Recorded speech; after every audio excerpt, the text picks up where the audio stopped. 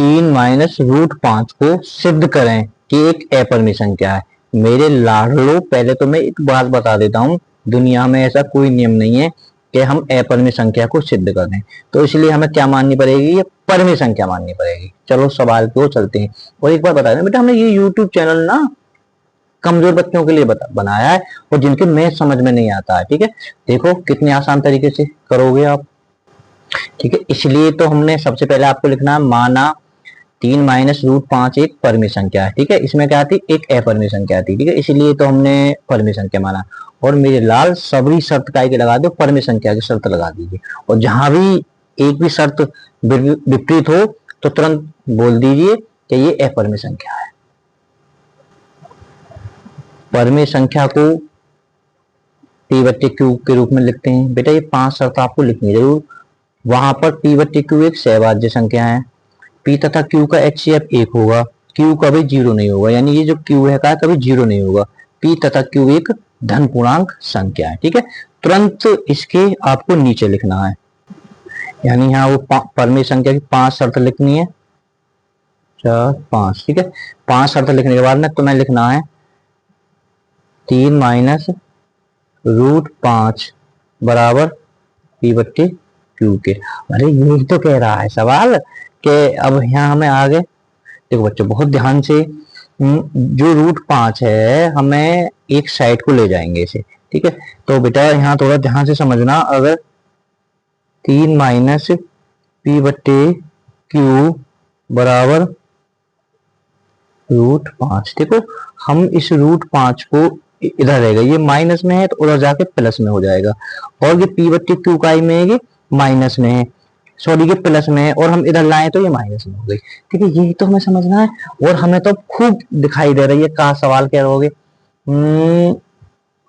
P तथा Q एक पूर्णांक संख्या है, जल्दी हमने क्योंकि शर्त मानी थी, संख्या है। चलो जी ठीक है। अब बेटा यहाँ अगर √5 एक अपरिमेय संख्या है, क्योंकि अंधेरे में दिखाई दे रही है, रूट या 5 में हो या √3 में हो, √7 में हो, √11 में, 13 में, 17 में, जब भी रूट अभाज्य संख्या में हो, यानी जब भी रूट में अभाज्य संख्या हो तो वो अपरिमेय संख्या होती है, आपको पता होना चाहिए।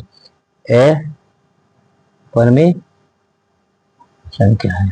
तो बेटा देखो ये क्या है, ये क्या है, अपरिमेय होगी, 3 परिमेय संख्या है, पूर्णांक भी है। ठीक है, और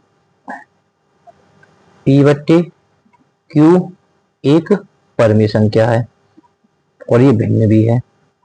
ठीक है, ये भी परिमेय संख्या तो है, तुम्हें पता परिमेय संख्या गिनती भी होती है, भिन्न भी होती है, दशमलव में भी होती है, वो सब परिमेय संख्या के अंदर आती है, तो दोनों परिमेय संख्या है।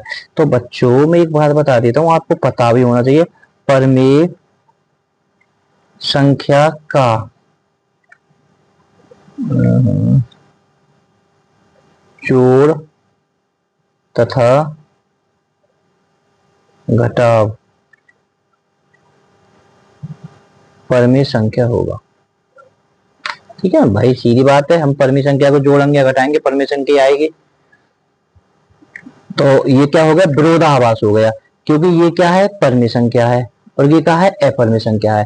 तो हमारी मान्यता या कल्पना, हमारी मान्यता गलत है।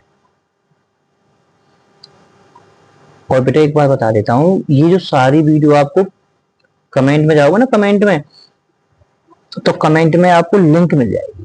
ठीक है, छोटी छोटी वीडियो बना रहे हैं, हमारी मान्यता गलत है। अतः 3 - √5 एक अपरिमेय संख्या है।